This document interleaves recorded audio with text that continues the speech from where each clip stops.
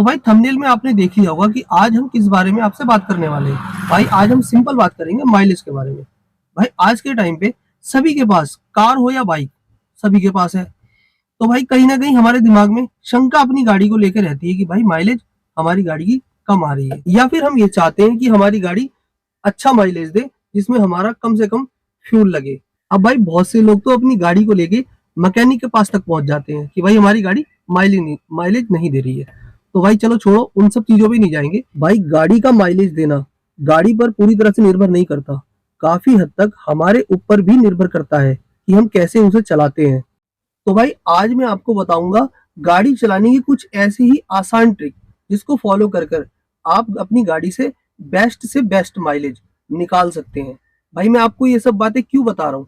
भाई मैं इसलिए बता रहा हूँ क्योंकि भाई मेरे पास भी कार है, और मेरी गाड़ी में मारुति की स्विफ्ट कार है, मेरी स्विफ्ट डिजायर।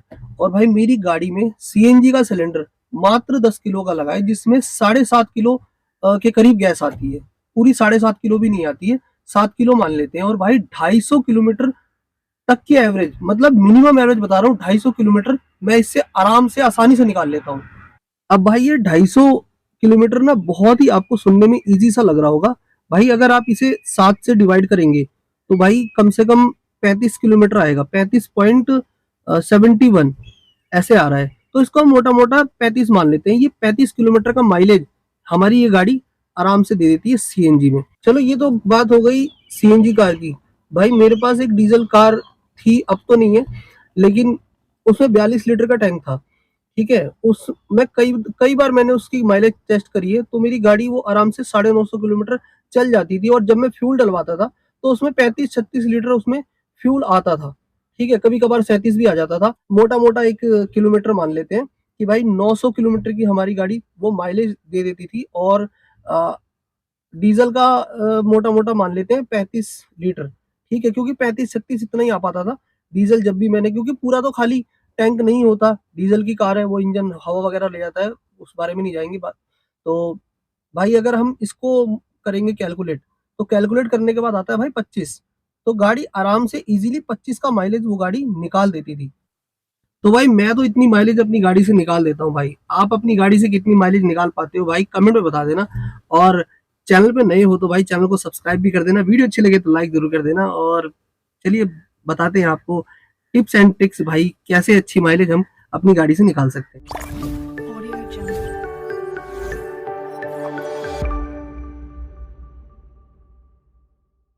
तो भाई अब जो मैं बताने वाला हूँ भाई वो आप ध्यान से सुनना।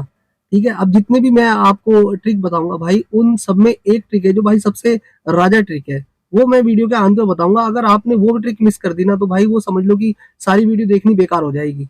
भाई अगर आपकी गाड़ी माइलेज नहीं दे रही, ठीक है, और आपने मैकेनिक को दिखा लिया और सारे जतन करके देख लिए, लेकिन गाड़ी फिर भी माइलेज नहीं दे रही है, तो भाई बुरा मत मानना, आपको अपनी ड्राइविंग पे ध्यान देने की जरूरत है।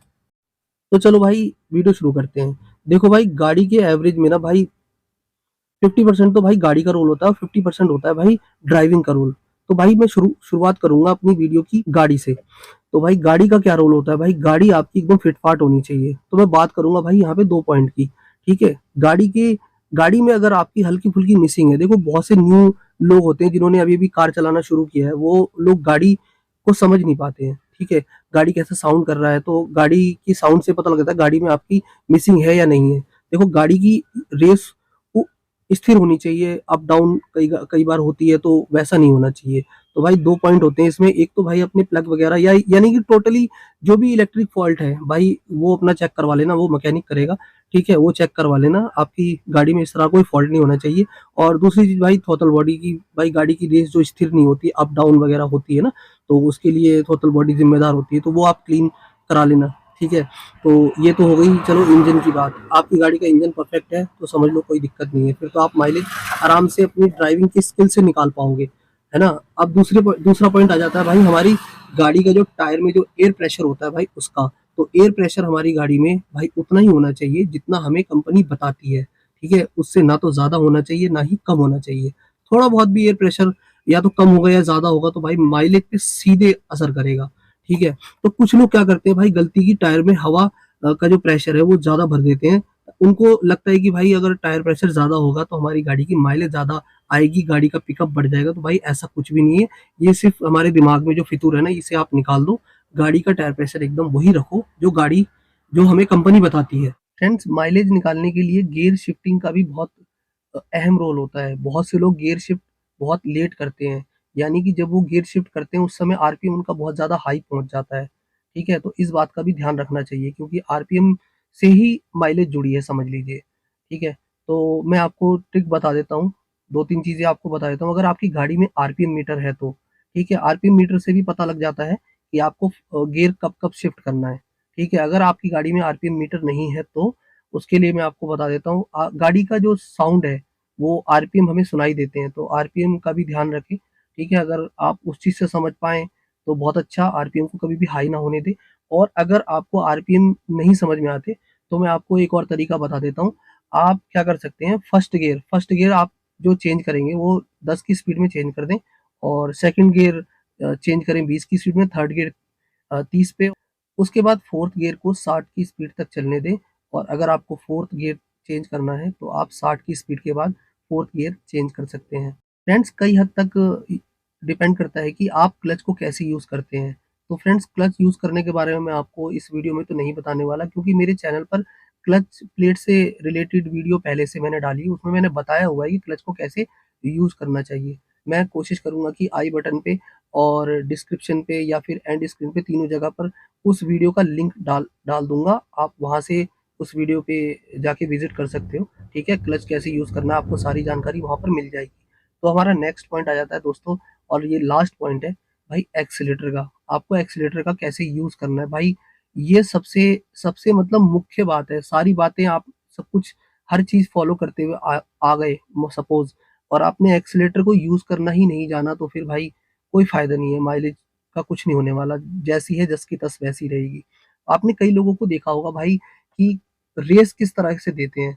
सुबह भी कई लोग गाड़ी स्टार्ट करते हैं तो बहुत ज़्यादा आरपीएम तक रेस को ले जाते हैं, है ना? और गाड़ी कभी भी वो शिफ्ट करते हैं तो उस समय गियर का आरपीएम, सॉरी, रेस का आरपीएम बहुत ज़्यादा बढ़ा देते हैं, ठीक है? और कई लोगों की आदत होती है एकदम रेड लाइट से जब निकलते हैं तो जैसे ही ग्रीन होती है एकदम से स्पीड लेके जाते हैं, तो एक्सीलेटर का वो बहुत मतलब हैवी यूज़ करते हैं। तो भाई इस तरीके से यूज़ नहीं करना, ठीक है? तो अब यूज़ कैसे करना है वो जान लीजिए। तो फ्रेंड्स, कभी भी आप जब गियर चेंज करके और जब क्लच छोड़ते हैं, उसके बाद आपको अपनी गाड़ी को कंट्रोल करना है रेस के अकॉर्डिंग। अब रेस को जब यूज़ करेंगे तो एकदम से प्रेस नहीं करना है, और गाड़ी जब आगे जैसे-जैसे धीरे-धीरे बढ़नी शुरू हो जाए, धीरे-धीरे करके रे आरपीएम को बढ़ाना है, ठीक है? ताकि आपकी गाड़ी का जो मोमेंटम है, उसका इस्तेमाल करके आपकी गाड़ी आगे बढ़े, ओके? तो अब मैं एक मिसाल के तौर पे, आपने वो वाला झूला देखा होगा, मैं आपको बता देता हूँ, जो स वहाँ पर कई बार दशहरे वगैरह में मेला लगता है तो वहाँ पे गोल वाला झूला होता है, उसमें लोग बैठते हैं, ठीक है? या फिर ऐसे एक नाव टाइप का होता है ना? वो सारे झूले जो कनेक्ट होते हैं, वो जनरेटर के साथ साथ कनेक्ट होते हैं। आपने कभी देखा होगा कि जब वो स्टार्ट होता है, तो जनरेटर का भाई साहब धुआँ निकल जाता है एकदम काला-काला। तो यानी कि उसको काफ़ी लोड पड़ रहा होता है, लेकिन जब वो घूमना शुरू हो जाता है, अपनी अच्छी खासी अपनी खुद की स्पीड में आ जाता है, उसके बाद जनरेटर का धुआँ निकलना बंद हो जाता है, यानी कि इंजन पे बहुत ही कम इफ़ेक्ट पड़ रहा होता है, यानी कि उसका जो मोमेंटम है, उसी का वो इस्तेमाल कर रहा होता है जनरेटर, ठीक है? उसपे लोड नहीं पड़ता। तो वो ऑब्वियस सी बात है, माइलेज पे फ़र्क पड़ेगा। जब आपकी गाड़ी का इंजन बहुत पावर लगाएगा, तो वही चीज़ है, गाड़ी को अपनी तरीके से बढ़ने दें और साथ में थोड़ी-थोड़ी रेस दें, ठीक है? ताकि इंजन पे ज़्यादा प्रेशर ना पड़े और ज़्यादा फ्यूल आपका खर्च ना हो। तो फ्रेंड्स, ये हैं कुछ तरीके जिससे आप अपनी गाड़ी का ज़्यादा से ज़्यादा माइलेज निकाल सकते हैं। और मैंने इस वीडियो में पूरी तरह से कोशिश करी है कि ताकि आपको आसानी से ये बात बता सकूँ। अगर मुझसे फिर भी कुछ कमी रह गई हो तो आप मुझसे कमेंट में सवाल-जवाब कर सकते हैं। तो मिलते हैं आपसे किसी अगली वीडियो में। जय हिंद, जय भारत, और चैनल को सब्सक्राइब और लाइक ज़रूर कर दीजिएगा।